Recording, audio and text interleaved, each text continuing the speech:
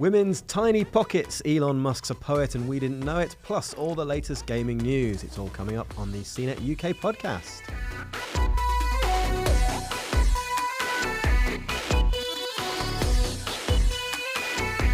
Hello and welcome to the latest episode of the CNET UK podcast. I'm Richard Trenholm and I'm joined by Katie Collins. How are you doing, Katie? I'm very well, Rich. How are you? Great, very good, thanks. We've got a lot to talk about this week, so let's crack on. First of all, this is probably a subject close to your heart. Women, it's official, women's pockets are too small. There's been a study done about the size of pockets in women's jeans, women's clothing, specifically in relation to smartphones and the size of smartphones and whether you can fit an iPhone X in there or a Samsung Galaxy, and most of the time you can't. So 100% of the time men's front pockets could accommodate an iPhone X, but only 40% of the time could a pair of women's jeans accommodate an iPhone X, and it actually drops to 20% for the Samsung Galaxy and the Google Pixel phone. Only 5% of the pockets tested of women's jeans could handle these gargantuan phones. Now, Katie, you're a woman.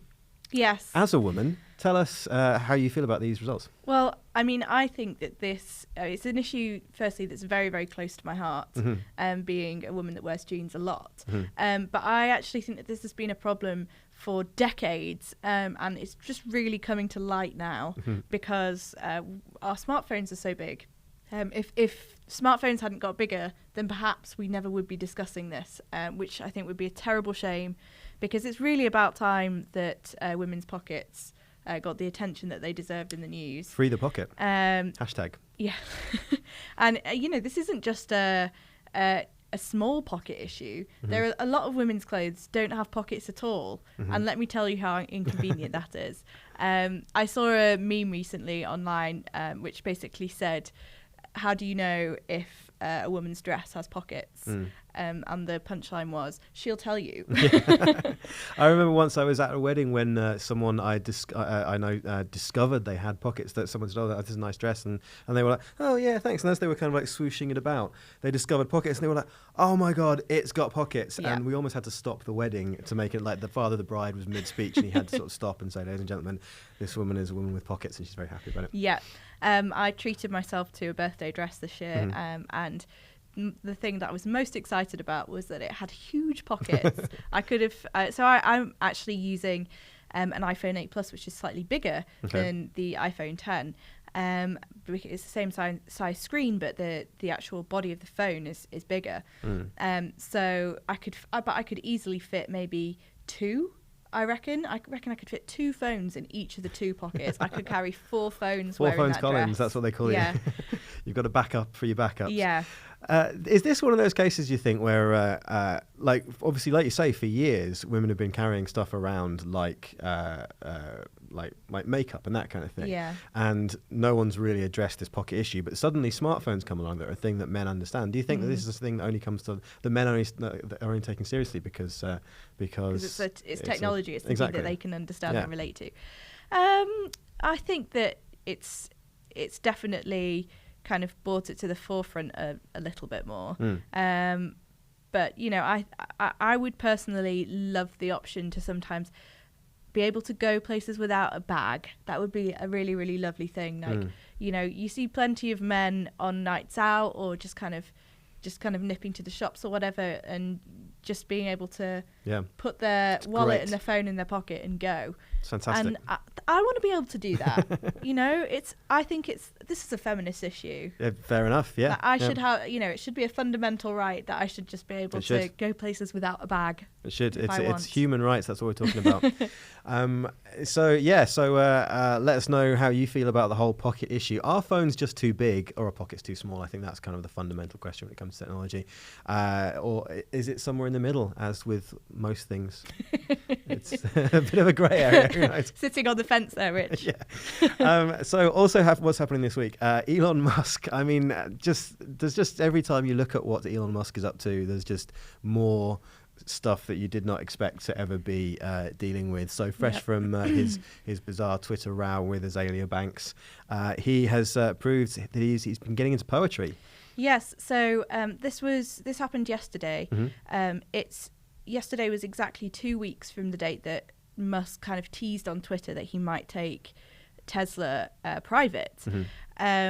And earlier in the day, he hadn't tweeted anything all day, and we suddenly realised that he deleted his Instagram account without saying anything. Right. It just gone. Yeah. And it's not the first time Elon Musk's deleted social media accounts. So earlier this year, for example, he deleted the Facebook pages for two of his companies, SpaceX and Tesla.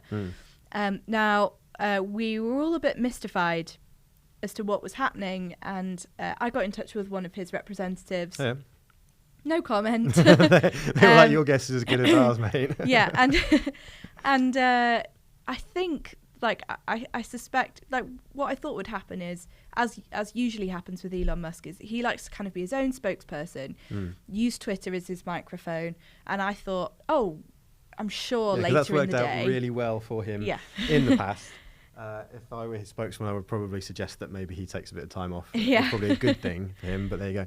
So what is this latest thing he's tweeted then? So rather than tweeting an explanation, all he said was he tweeted I don't know whether it was a direction, whether it was read Elliot's notes on the wasteland or read Elliot's notes on the wasteland, as in you should read this, or I've just read this. Right. It's not very clear. That's true, yeah. But he tweeted a link to a Wikipedia article about T.S. Eliot's poem, The Wasteland, and also a kind of a short passage from The Wasteland. A passage, yeah. Yeah. So I thought I would read the passage now. Okay, and bring the full weight of your gravitas and acting experience to this. Well, yes, I did do an English literature degree, so this should be my area of speciality. Special, yeah.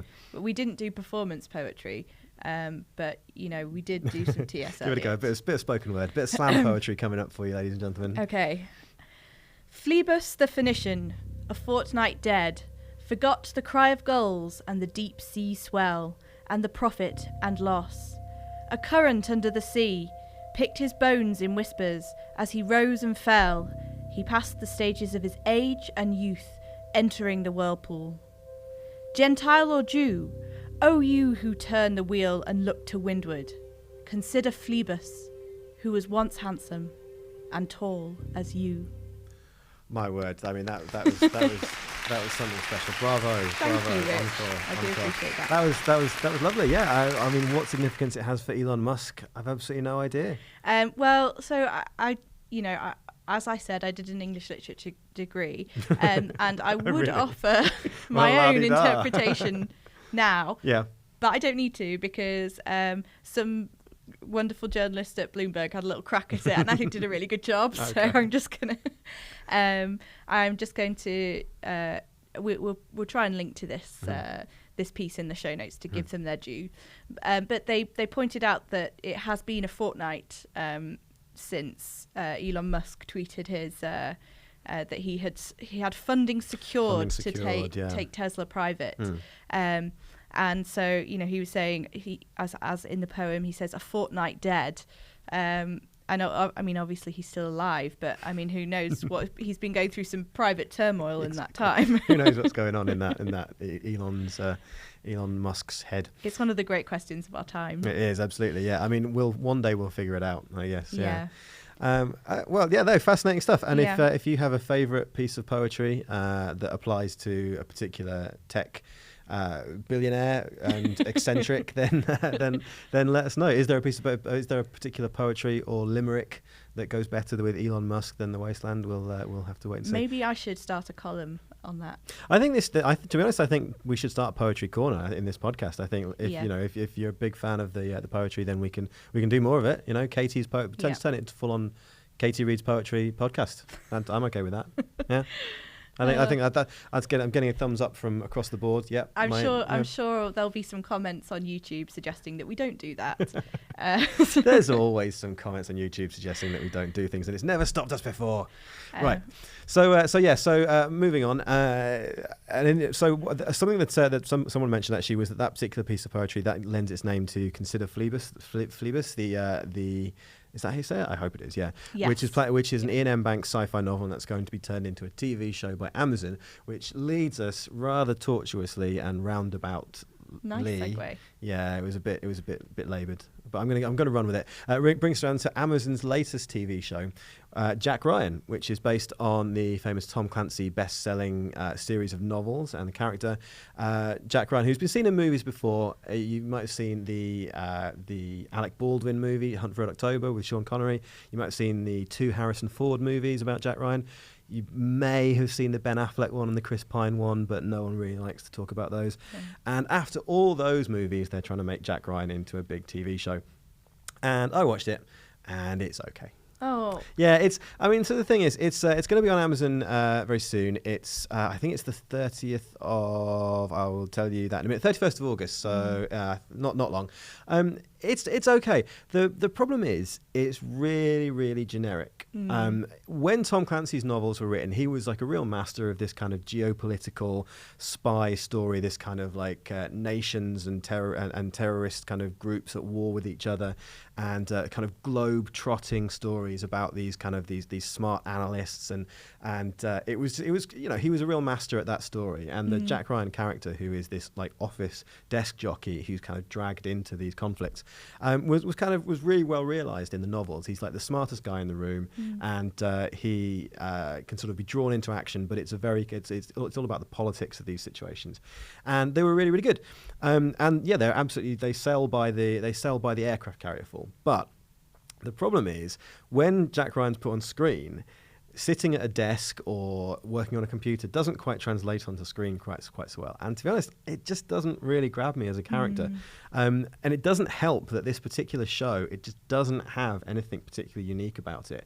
Like, you've seen everything in this show before. There's a lot of stuff of like guys with beards like following other guys with beards through African marketplaces and like frowning and saying like he's made us, and then kind of jumping into cars and chasing around after people, and then it cuts to like an office where there's a bunch of people in this kind of like glass framed office looking at millions of computer monitors going, I think, where's he going? We've lost him. Where's Bourne's on the move, and this kind of thing, except it's not a Jason Bourne movie. But you've literally seen all this before, and there's very, very little that's new. It's very slickly done, it's very cinematic, and there's a good chance that if you like this sort of thing, you're going to like this. But it just doesn't have any of the kind of like fresh angle, or even just a slight twist on the formula that stuff like Homeland or various other movies have that are very similar to this. I was thinking about this just last night, actually, because I saw, it's a totally different genre, but when I was on the tube, I saw a poster for a new adaptation of Vanity Fair, the Thackeray novel. And they made a film of that. I mean, it must have been at least 10 years ago now, with Reese Witherspoon in it. But I did think, especially with these book adaptations of kind of well-loved series or well-loved books, I think if they're going to do it more than once, if they're going to redo it, then it really has to be something special, and it does have to be something new. I mean, there are other adaptations I can think of that, I remember when they remade Pride and Prejudice, for example, which also is, not of this genre, but the BBC adaptation was so classic. Right. It was so brilliant. People still talk about it. It was with Colin Firth diving into the lake as Mr. Darcy. Yeah. And the fact that they remade it just kind of seems a little bit pointless. And I mean, there are things that I think, the first adaptation, perhaps the technology wasn't quite there, like the way that they adapted it perhaps could have done with some work. Like I often think of His Dark Materials by Philip Pullman, and those novels, and they actually ended up only making The Golden Compass, the first one of the books, and it didn't go down very well. Everybody sort of said it wasn't particularly well done, and I think that they're now going to make a long form TV adaptation out of that, which I think it's a much better format for it, and much better, and it's an opportunity to give that amazing series the adaptation it deserves. But unless you're going to, like you say, really bring something fresh and really new to it, then I can't really see the point in re-adapting something again. Well, that's it. And this is an Amazon show, and the Amazon previously have made a lot of kind of quite prestigious, kind of like quirky shows, and they haven't really had a big hit in the realm of like Hulu's Handmaid's Tale or Netflix's Stranger Things. And they've won a bunch of awards for transparent stuff, but they haven't had like a big kind of mainstream hit.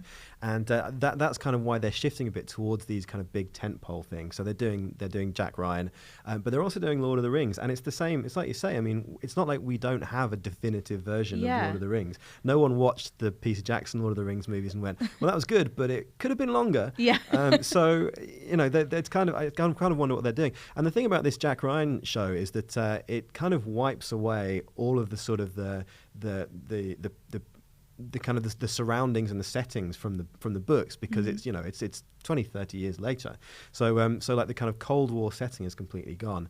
And when you take this character who isn't really that interesting on his own, and you kind of put him into a very, very generic sort of setup that's just been lifted straight out of Spy Game and Homeland and all these other kind of identical spy movies, it's really difficult. But as a kind of like coda to that, I'm actually quite looking forward to the Vanity Fair, because I recently spoke to the visual effects people who worked on it, and with it being a period story, you don't really think about there being visual effects, but actually there's a huge number of visual effects in it. They used cutting edge digital visual effects to create stuff like some of the things we talked about, where the Battle of Waterloo is seen in the story, and so they used visual effects to do that in a way that hasn't been seen in a period drama before. And they also one of the scenes that we talked about that we focused on, this is an interview that's going to be coming up fairly soon, so if you're interested in this kind of stuff, look out for this. But they talked about how they recreated Vauxhall Pleasure Gardens, which is this kind of like bacchanal, the kind of like I suppose Soho was the Soho of the time, but this kind of kind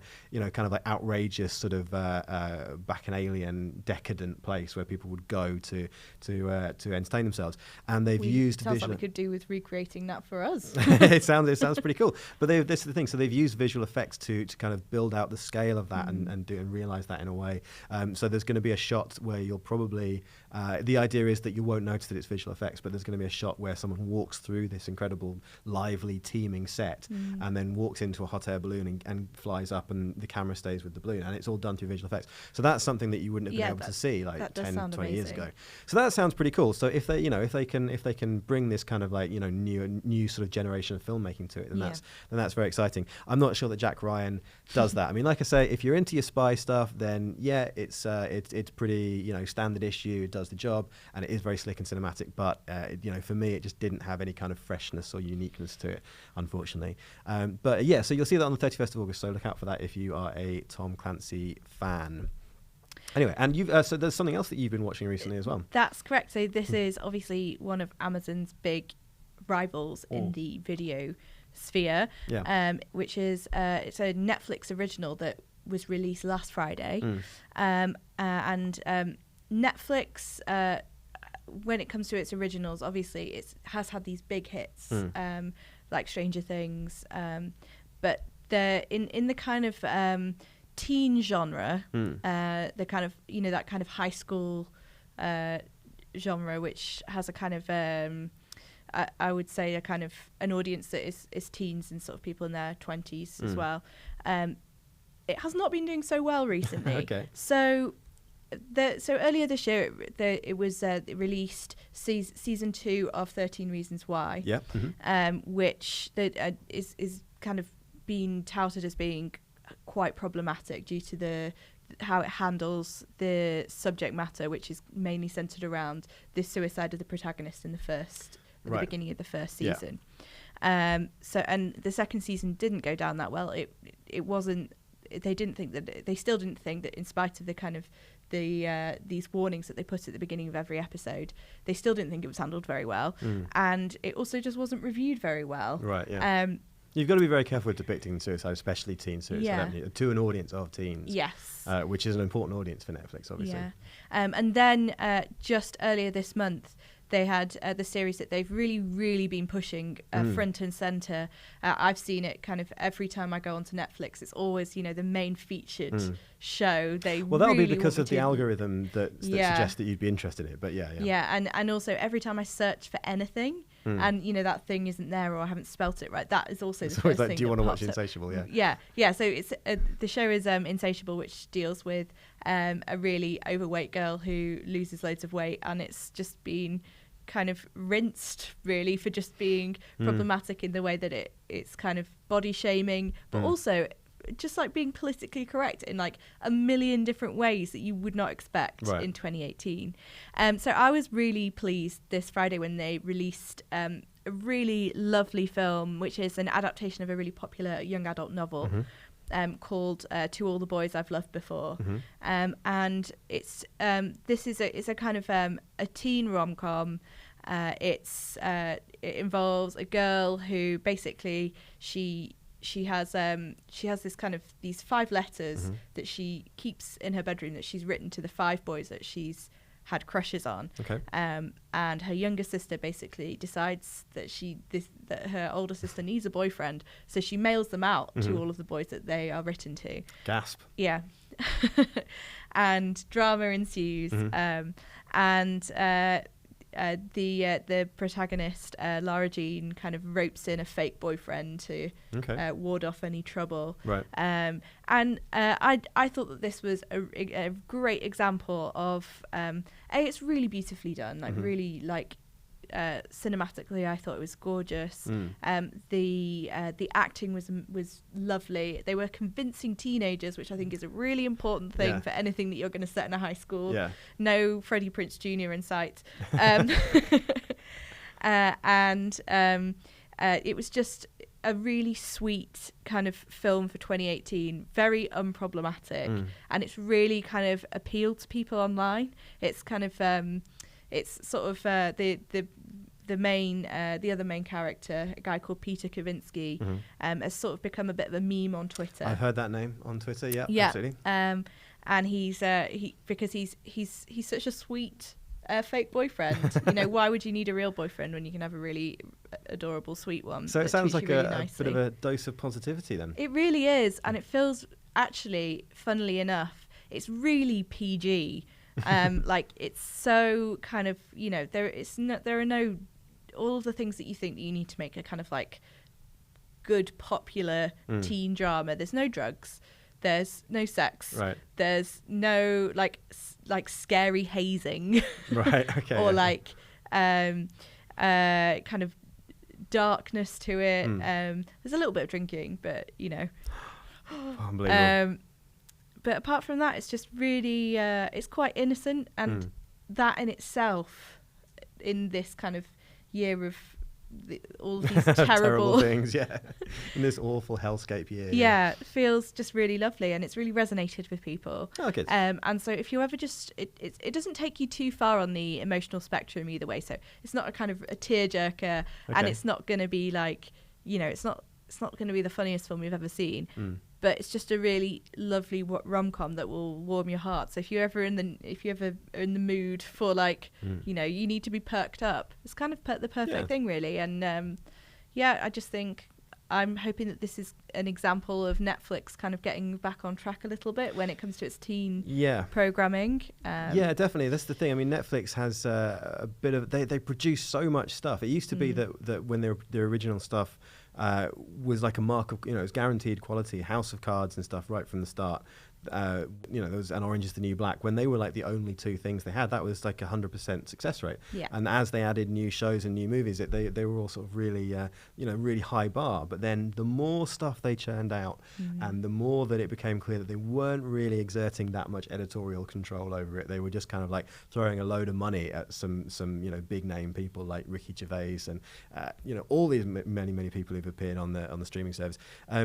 It just became clear that like the quality control maybe wasn't there, and now they're producing so much new stuff week in, week out, that it's nice to know that some of this stuff actually is worth watching. I mean, I watched recently, there was another rom-com with Kristen Bell and Seth Rogen, which I forgot the name of it. It's the one where they go on a cruise.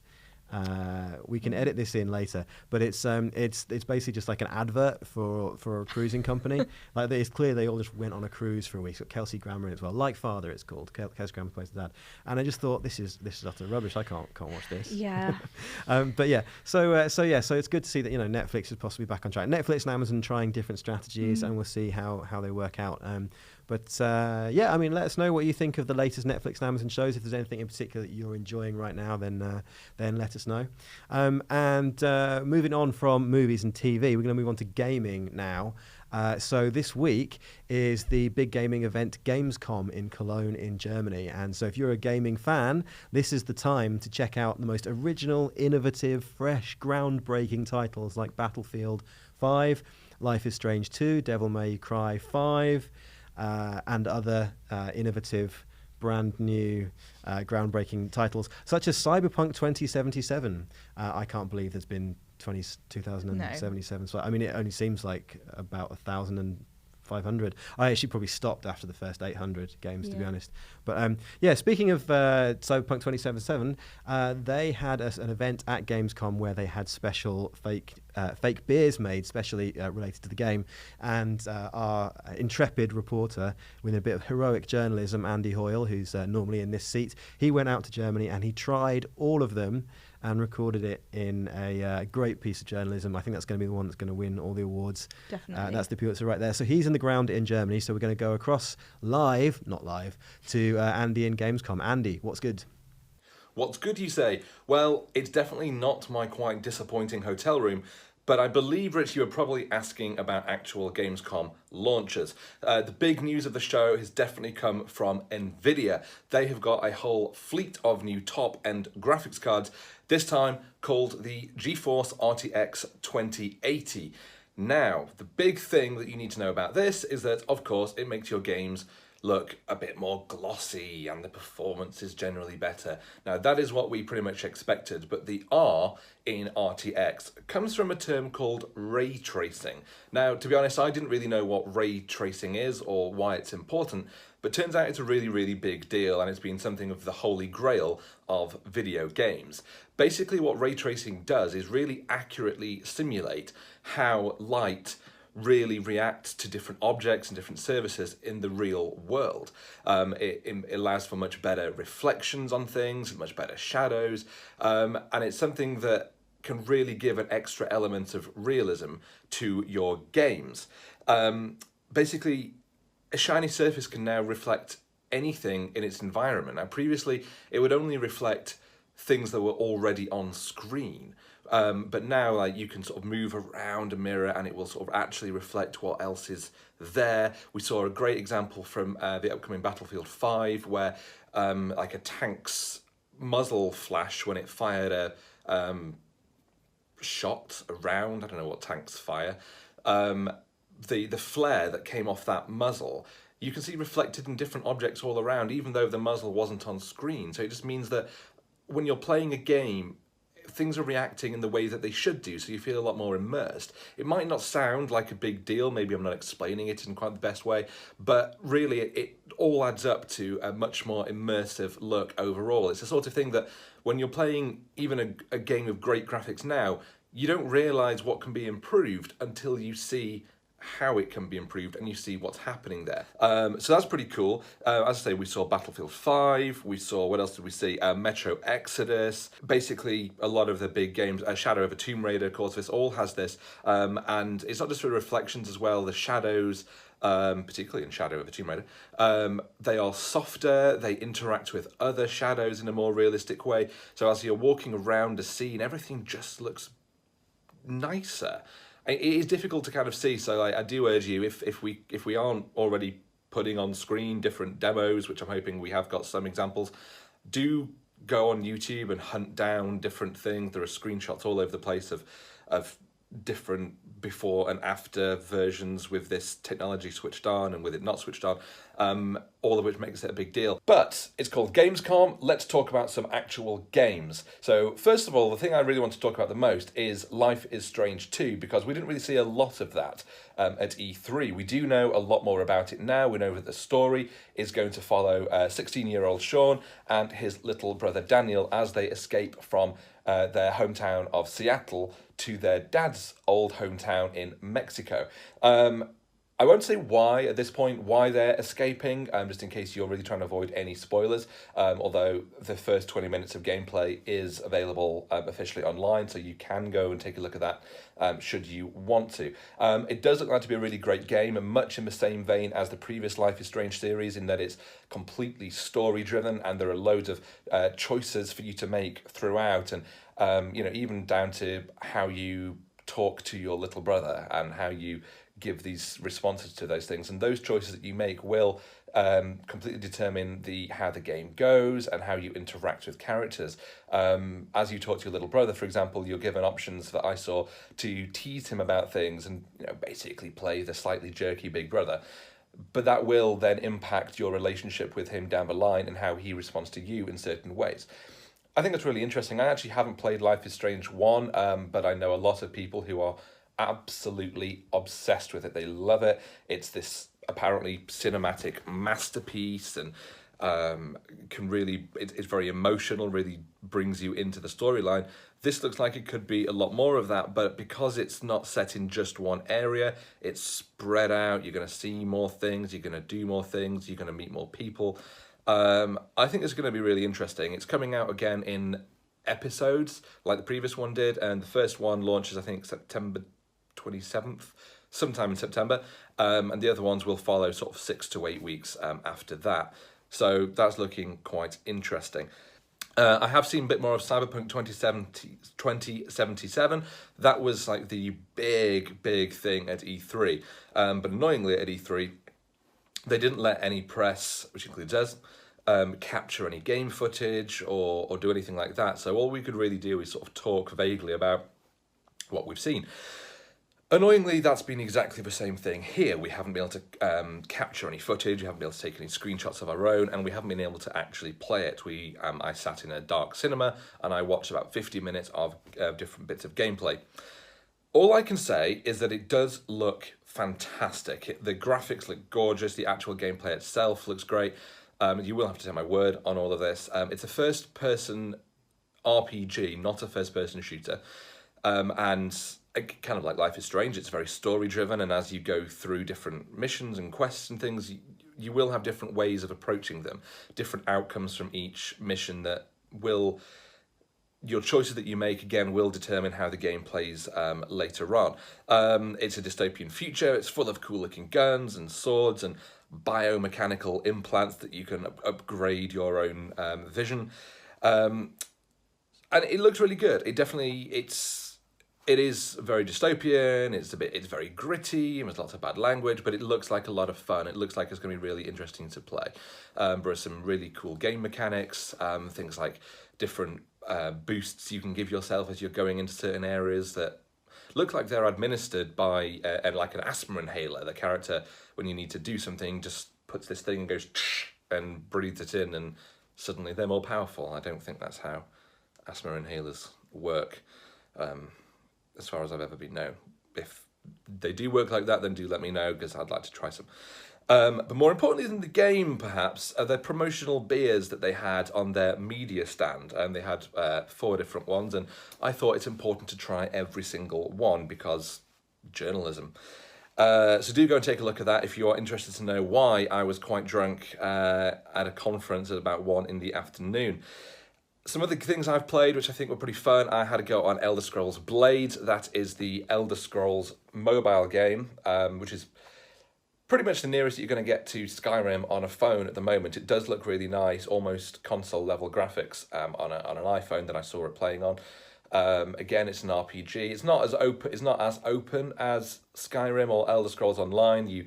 As you move around the world, there are pretty set pathways for you to follow, but then you'll find enemies along the way, and you tap in certain ways in order to take them down. What's pretty cool about this game is that you can play in horizontal mode, or you can turn the screen and play in vertical orientation with just one hand, which is really nice if you just want to casually play a little bit on the bus or as you're walking somewhere. Actually, no, don't play games when you're walking. Pay attention to where you're going.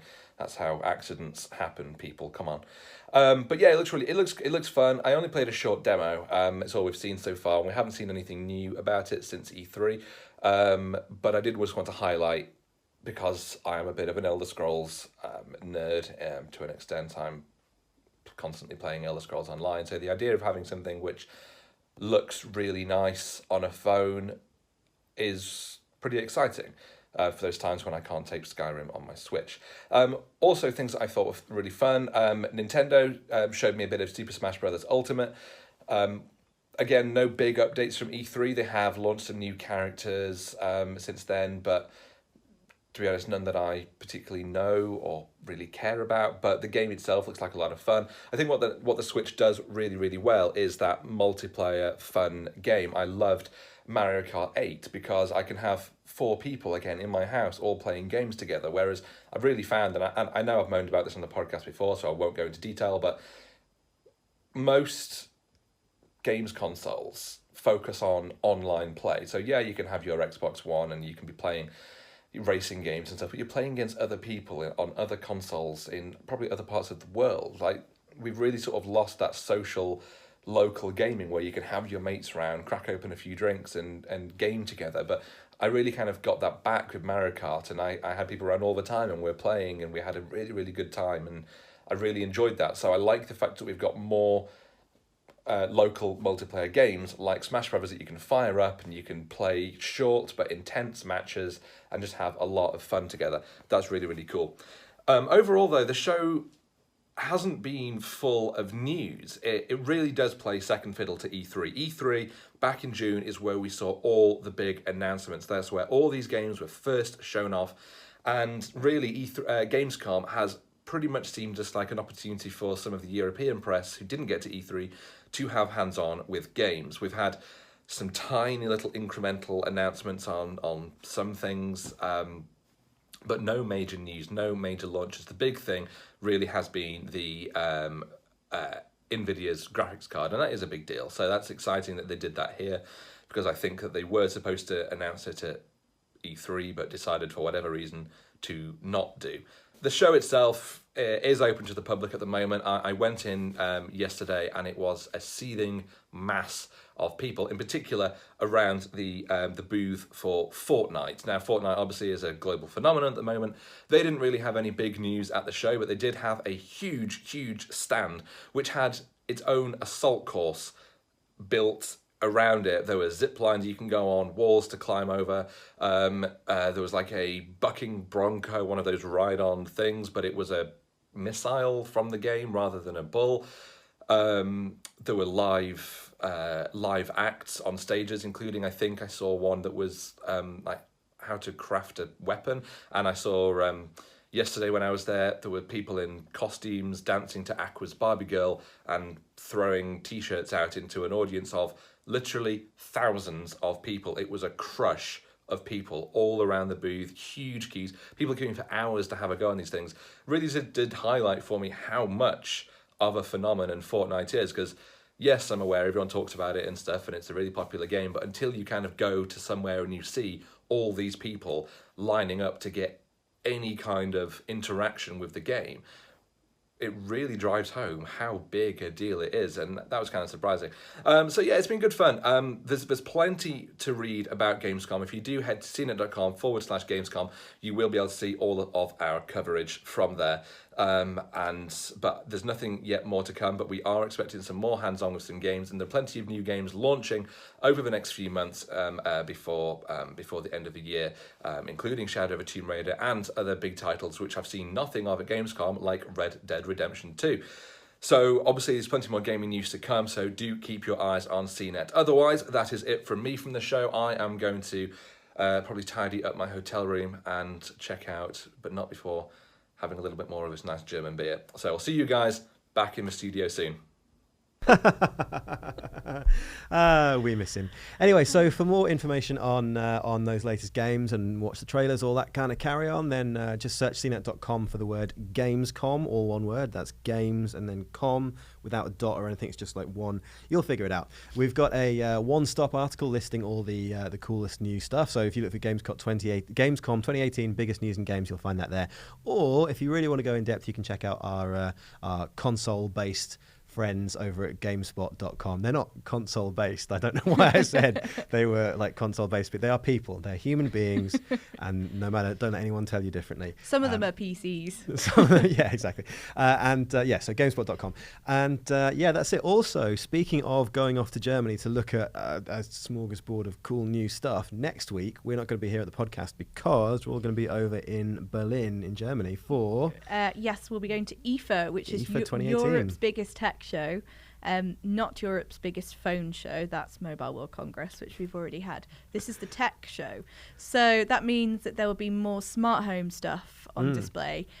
We are hoping to see some big smart home announcements, particularly from Samsung and LG, but lots of other kind of white goods companies as well. So people that make fridges, freezers, cookers, other things that you have in a kitchen, and hopefully some cool... I'm going to personally be looking out for a lot of home robots. That's going to be my thing, I hope, for the show next week. Love a home robot. And there's a whole other bunch of press conferences as well, including Sony, Huawei, and Honor, and I think we might see some phones from them. Hopefully the new Huawei Mate, which is one of their kind of big phones of the year. So definitely look out for that, because we'll have all of the news live from IFA. Mm-hmm.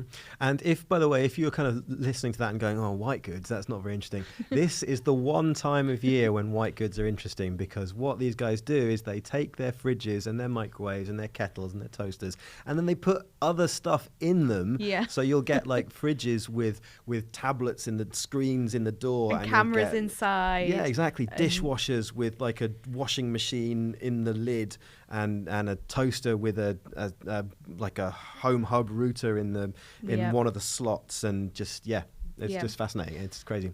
Coffee machines with speakers, coffee machines with speakers, like Wi-Fi connected everything. You don't need your pasta maker to be Wi-Fi connected, but no, apparently you do. And it will have Amazon's Alexa as well. Yes, Alexa everything. Hey Alexa, make me some fettuccine. Hey Alexa, I want some bread. And hey Alexa, I'll see you in IFA next week. Absolutely, yeah. Great. Well, that's it for this week. We hope you enjoyed the show. Leave a comment below on YouTube to tell us how much you enjoyed it or how much you hated it. And don't forget to tell us what you thought of the poetry, because that was a big deal for us. Should we make that a regular spot? Should that be its own separate podcast? You know, you can... Leave a Ideas comment are welcome. down there, or just a big thumbs up. That's all we really need, just a big thumbs up. Please do feel free to leave us a review on iTunes as well. And if you want to drop us a line, you can reach us on CNET UK podcast at cbsi.com. Look for CNET on Instagram, Twitter, Snapchat, Facebook, etc., etc. Katie, are you on Twitter? I am. I'm at Katie Collins on Twitter. How about you, Rich? I am Rich Nightwell with a K on Twitter. Right, that's it from us. Thanks very much. We'll see you soon. Bye.